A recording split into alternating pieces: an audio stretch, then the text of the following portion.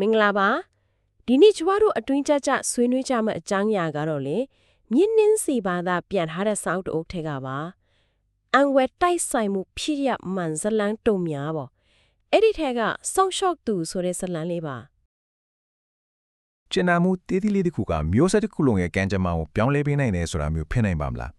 းဒီနေ့ပြောပြမယ့်ဖေးရမှန်ဇလန်းလေးကတော့မထင်မှတ်ထားတဲ့တွဲဆုံမှုတစ်ခုကနေအစပြုပြီးအတိတ်ကပြည့်စုံမှုတွေရဲ့အကျိုးဆက်ကိုပြန်လည်ခန်းစားရတဲ့စောင့်ရှောက်သူဆိုတဲ့ဇလန်းလေးပါပဲဇလန်းရဲ့အစကတော့စီးပွားရေးမုန်တိုင်းထန်တဲ့အစ္စရေးနိုင်ငံကမြင်ကွင်းတစ်ခုကနေစတင်ပါတယ်အဲ့ဒီအချိန်ကတိုင်းပြည်ရဲ့စီးပွားရေးကတော်တော်လေးကိုရိုင်းနှံနေပြီးတော့လူတွေအတွက်အလုပ်တစ်ခုရဖို့ဆိုတာတကယ်ကိုမလွယ်တဲ့အချိန်မျိုးပါအဲ့ဒီလိုအခက်အခဲတွေကြားထဲမှာပဲကျွန်တော်တို့ရဲ့ဇလန်းစာဆောင်ဟန်ညာလေးမန်ကရုန်းကနေရတာပေါ့သူ့အတွက်ကတော့လေလက်ရှိလုံနေတဲ့အလုပ်လေးကမိသားစုတစ်ခုလုံးအတွက်အသက်ရှူပေါက်တစ်ခုတည်းတော့မျှော်လင့်ချက်ပါပဲကဲဟန်ညာရဲ့ပခုံးပေါ်မှာဘလိုဝင်ထုတ်ဝင်ပိုးတွေရှိနေလဲဆိုတာကိုတစ်ချက်ကြည့်လိုက်အောင်တကယ်တော့ဟန်ညာရင်ဆိုင်နေရတဲ့ဖိအားတွေကမသေးပါဘူးသူကမိသားစုမှာသူ့တဲ့ဝင်ငွေရှာနေရတဲ့သူလေးခင်မွန်းကလည်းအလုံးမရှိတာ6လလောက်ရှိပြီသူ့မောင်လေးကလည်းအလုံးလက်မှတ်ပဲအဲ့ဒီပေါ်မှာထပ်ဆင့်စိုးရင်စရာကသူကိုယ်တိုင်နောက်3လဆိုရင်ကလေးမွေးတော့မှာဆိုတော့မိဖွားခွင့်ယူလိုက်ရင်အလုပ်ပြုတ်သွားမလားဆိုတဲ့တွေကသူ့ကိုအမြဲတမ်း6လက်နေတာပေါ့ဒါမဲ့လေတညမှာဟောမထင်မထားတဲ့အဖြစ်ကတခုအားဟင်ညာရဲ့ဘဝကိုတစစ်ချိုးပြောင်းလဲသွားစေခဲ့တယ်အဲ့ဒါကကုမ္ပဏီရဲ့နပတ်လည်ညာစားပွဲမှာပါစိတ်ဖိစီးမှုတွေအများများလာတော့ဟန်ညာဒီရောက်သူ့ရဲ့စိုးရင်စိတ်တွေကိုမထင်းနိုင်တော့ပဲလူတွေရှိမှထုတ်ပြောမိလိုက်တယ်အဲ့မှာထူးခြားတာကသူ့ရဲ့ today Mr. Fleischer ရဲ့တုံ့ပြန်မှုပဲဒေါသထွက်မြေအစသူ့မျက်လုံးတွေထဲမှာနားလည်မှုတွေစာနာမှုတွေအပြည့်တယ်ဒီတုံ့ပြန်မှုကပဲဇလန်းကိုရှေ့ဆက်စေခဲ့တာပါအချင်းကိုနည်းနည်းပြေလျော့သွားအောင်ဆိုပြီး Mr. Fleischer ကစကားလမ်းကြောင်းလွှဲလိုက်တယ်အားလုံးကိုဘေကလာကြလဲပေါ့မေးလိုက်တာတခြားသူတွေအတွက်တော့တာမမဲကိုတခုပင်ပဲဟန်ညာပေးလိုက်တဲ့အဖြေကတော့အရာအားလုံးကိုပြောင်းလဲသွားစေခဲ့တယ်သူက Brooklyn East Flatbush ကပါလို့ဖြေလိုက်တာပါအဲ့ဒီအဖြေကိုကြားလိုက်တာနဲ့ Mr. Fleischer တယောက်မျက်နှာပြတ်သွားပြီစိတ်လှုပ်ရှားမှုကိုထိမနိုင်သိမ်းများဖြစ်သွားတယ်စာပွဲပိုင်းတစ်ခုလုံးလည်းရုတ်တရက်တိတ်ဆိတ်သွားပြီအားလုံးကသူ့ကိုပဲချီနေကြတာပေါ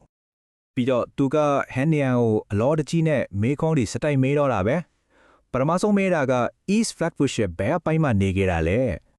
ဲနောက်တစ်ခုကပို့ပြီးတော့ကိုရေးကိုတာဆန်လာတယ်မိမိပါရဲ့နာမည်ကတော့ဘယ်လိုတွေလဲတဲ့အဲအချိန်မှာတော့လူတိုင်းကသူ့ရဲ့အဆင့်ဝင်စားမှုကပုံမှန်မဟုတ်တော့ဘူးဆိုတာကိုသတိထားမိလာကြပြီနောက်ဆုံးမေးခွန်းသူတို့ဘယ်ဖျားเจ้าကိုတက်ခဲ့ကြတယ်လဲအဲ့ဒီမေးခွန်းပြီးမှတော့အကြတန်တော်မကြားရတော့အားလုံးက Mr. Fleischer ဘာဆက်ပြောမလဲဆိုတာကိုအသက်အောင်ပြီးစောင့်နေကြတယ်အဲ့ဒီအချိန်မှာပဲ Mr. Fleischer ကသူ့ရဲ့ဒီလိုတုံ့ပြောင်မှုတွေရဲ့နောက်ကွယ်ကအကြောင်းရင်းကိုရှင်းပြဖို့အတိတ်ကဇလန်းတပူကိုပြန်ပြောပြတော့တယ်သူပြောပြတဲ့ဇလန်းကမိသက်သမားတငယ်ချင်းနှစ်ယောက်ကြောင်းပါတယောက်ကတမကအတင်ဝင်ဖြစ်တော့အလုပ်ကိုင်လဲပုံမှန်ရှိလေငွေကြေးလည်းအဆင်ပြေတယ်နောက်တစ်ယောက်ကတော့တမကဝင်မဟုတ်တော့အလွတ်ရဖို့ရုန်းကန်ရတယ်ဆင်းရတာပေါ့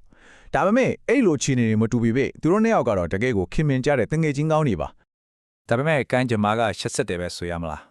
းတနည်းမှာတော့ဆင်းရတဲ့မိသက်သမားရုတ်တရက်နှလုံးယောဂနဲ့ကွဲလုံးသွားခဲ့တယ်သူ့မိသားစုတော့ဘာတစ်ခုမှချမ်းမထားနိုင်ခဲ့ဘူးပေါ့နော်ဒါပေမဲ့ဒီလိုဝမ်းနေစရာဖြစ်ကနေပဲမျောနေလောက်စရာချင်နာမှုတစ်ခုပေါ်လာခဲ့ပါတယ်။ကြံရခဲ့တဲ့မိသက်သမားတငယ်ချင်းကတကယ်ကိုအန်အော်ဖို့ကောင်းတဲ့ကျန်နာမှုကိုပြသခဲ့တယ်။သူကအကွယ်လုံးသွားတဲ့တငယ်ချင်းရဲ့မိသားစုကိုဘယ်သူမှမသိအောင်အစားအသောက်တွေလူဝတ်ထောက်ပံ့ပေးခဲ့တယ်။ဒါတမမသေးဘူးတငယ်ချင်းဖြစ်သူရဲ့ပစ္စည်းကိရိယာဟောင်းတွေကို3ပတ်တိအချိန်ယူပြီးစီစဉ်ခွဲခြားပေးခဲ့တယ်။ပြီးတော့အဲ့ဒီပစ္စည်းတွေကိုရောင်းဖို့ဂျေအောင်ပွဲကြီးတစ်ခုလုပ်ပြီးရလာတဲ့ပိတ်စံအားလုံးကိုမူဆမဖြစ်သူရဲ့လက်ထက်ရောက်ပို့ပေးခဲ့ပါတယ်။အဲ့ဒီဂျေအောင်ပွဲကနေရလာတဲ့ငွေက$9000တောင်ရှိခဲ့ပါတယ်။အစင်စာကြီးလေးအဲ့ဒီခေတ်ခါက$9000ဆိုတာမိသားစုတစ်စုလုံးရဲ့ဘဝကိုဖြောင်းလဲပေးနိုင်တဲ့ငွေပမာဏအများကြီးပဲကဲဇလန်ရဲ့အထက်ထိပ်ကိုရောက်လာပါပြီအတိတ်ကဇလန်နဲ့ဟန်ညာတို့ဘလို့များဆက်ဆက်နေတာလဲ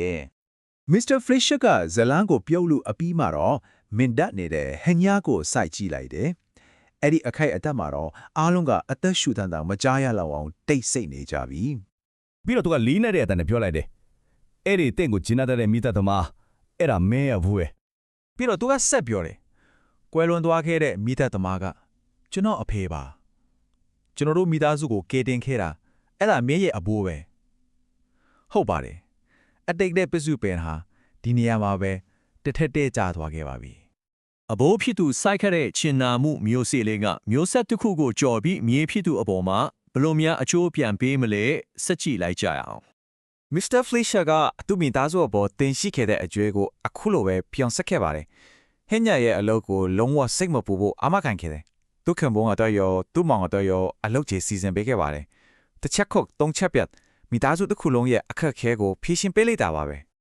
နောက်ပိုင်းမှာဟန်ယာကကွယ်လွန်သွားပြီဖြစ်တဲ့သူ့အဘိုးစီကိုစားတစ်ဆောင်ရေးခဲ့ပါတယ်။အဲ့ဒီဇာတဲ့ကစားတစ်ကြောင်းကတော့တကယ်ကိုရှင်ထဲမှာဆွဲကြံရည်စီခဲ့တယ်။သူရေးထားတာကအဘိုးက Mr. Fleischer တို့မိသားစုကိုပဲကယ်တင်ခဲ့တာမဟုတ်ပါဘူးမျိုးဆက်တစ်ခုကိုကြော်ပြီးတမီးတို့မိသားစုကိုလည်းကယ်တင်ခဲ့တာပါပဲတဲ့ ဒီဇလန်လေးကကျွန်တော်တို့အားလုံးကိုစဉ်းစားစရာတစ်ခုပြေသွားပါတယ်လူတစ်ယောက်ရဲ့ကောင်းမှုတစ်ခုကအချိန်ဘလောက်ကြာကြာအထိအကျိုးသက်ရောက်မှုရှိနေနိုင်မလဲဒီနေ့ပြုလုပ်လိုက်တဲ့ကျင်နာမှုတေးသေးလေးတစ်ခုကအနာဂတ်မျိုးစစ်တဲ့ပုံမှာဘလောက်ထိကြီးမားတဲ့သက်ရောက်မှုတွေပြနိုင်မလဲအဖြေကတော့ကျွန်တော်တို့ထင်ထားတဲ့အများကြီးပိုနိုင်တယ်ဆိုတော့ပါပဲ